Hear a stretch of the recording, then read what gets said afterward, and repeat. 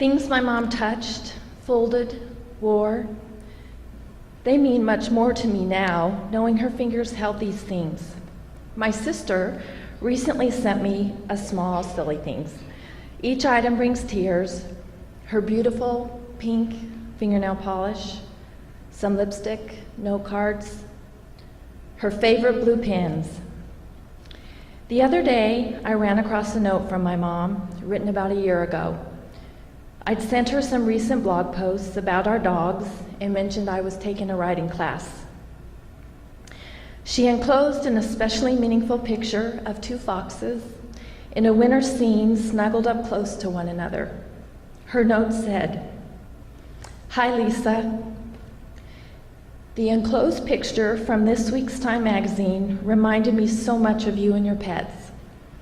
Somehow it really clicked with me and I wanted you to see it.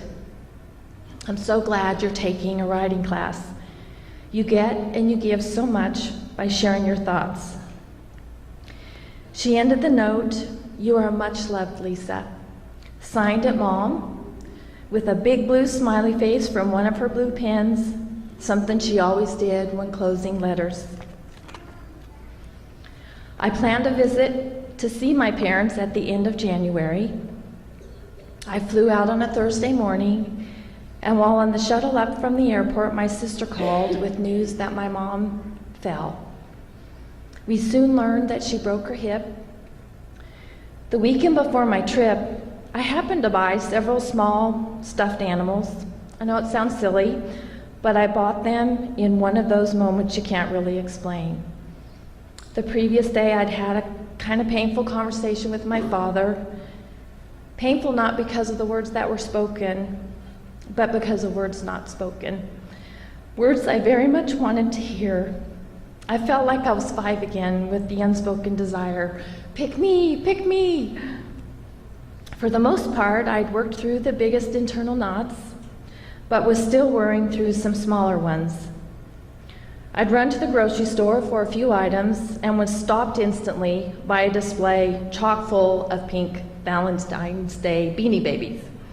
I looked at the display and nearly burst into tears. Something about those sweet, big, beady-eyed creatures sent me a huge, "You are loved, so very loved." It was the same message my mom penned in her note.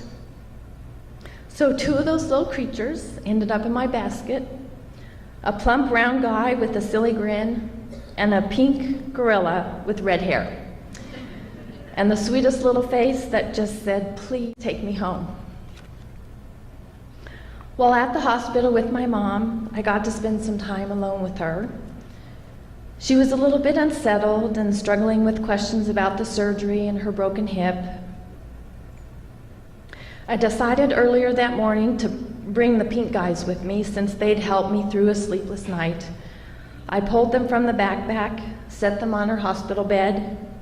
She, like me, was instantly taken by them. She picked them up and smiled. She caressed them, kissed them, just like I had done. She kept them in the bed with her. At one point, the little round guy rolled out, and when I got back to her room, she pointed at the floor and I knew exactly what she wanted. I also learned another story about my mom and the buddies. Their pastor and wife came for a visit, and Mom had fallen asleep while they prayed with her. As they quietly turned to leave, they noticed her grasping for something, and they realized she was reaching for the pink buddies to hold them close. My mom and I were close at times. We had fond connections, but we also struggled. Seems at times we affected each other deeply and sometimes not in a good way.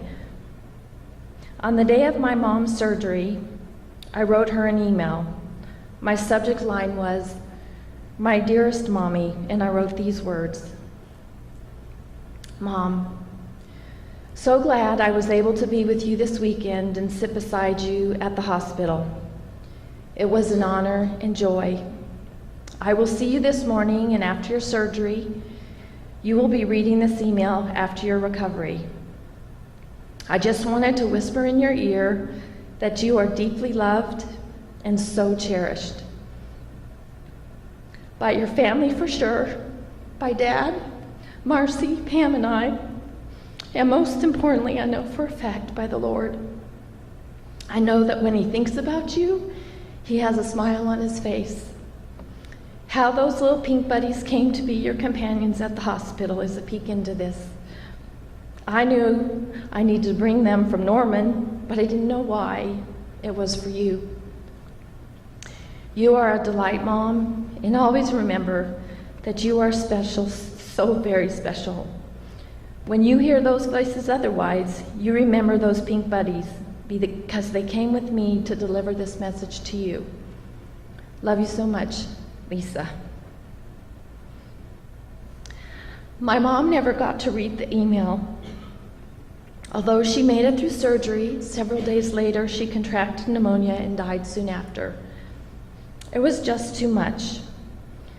In some ways, I wasn't completely surprised by her death. Well, the pink buddies are back with me. Actually, they're right there. I set them together on our baker's rack in the kitchen, and I see them every day. They make me smile. I remember my mom holding them and finding comfort in them. I remember their message that I am loved. But mostly, I remember my mom died knowing that I loved her and that she loved me.